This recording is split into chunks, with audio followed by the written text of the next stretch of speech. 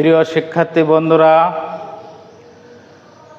আমরা ইতিমধ্যে উচ্চতর গণিত এইচএসসি উচ্চতর গণিত প্রথম পত্র প্রথম অধ্যায় ইতিমধ্যে ম্যাট্রিক্স চ্যাপ্টার শেষ করে ফেলেছি। আজকে আমরা দ্বিতীয় চ্যাপ্টার নির্ণায়কের প্রথম পর্ব নিয়ে আলোচনা করব। নির্ণায়কের বেসিক জিনিসগুলো আমরা প্রথমে ভালো করে শিখব। আমরা প্রথমে নির্ণায়কের সংজ্ঞাটা ভালো করে জেনে নিই। আমরা বোর্ডের দিকে খেয়াল করি। সংজ্ঞা: যে নিয়মের দ্বারা প্রত্যেকটি বর্গ ম্যাট্রিক্সের একটি নির্দিষ্ট মান পাওয়া যায় তাকে নির্ণায়ক বলে।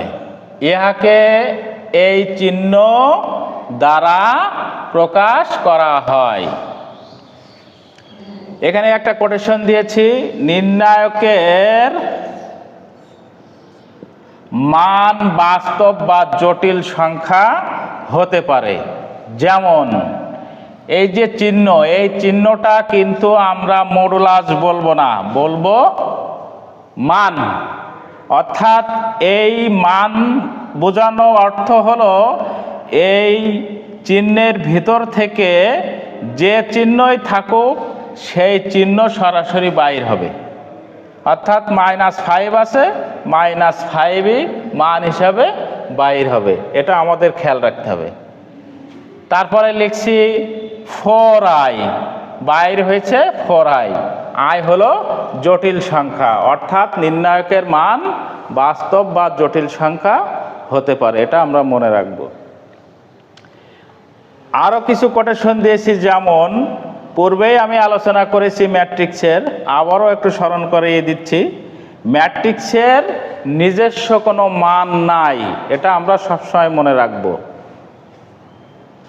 অপরদিকে নির্ণায়কের নিজস্ব মান আছে। মান জটিল সংখ্যা বা বাস্তব সংখ্যা হতে পারে। তাহলে আমরা এই দুটো জিনিস যদি আমরা ভালো করে বুঝি, যে কথাগুলো আমি বললাম, তাহলে আমরা ম্যাট্রিক্স এবং নির্ণায়কের মধ্যে পার্থক্যটা কি সহজে আমরা পরীক্ষায় লিখতে পারবো।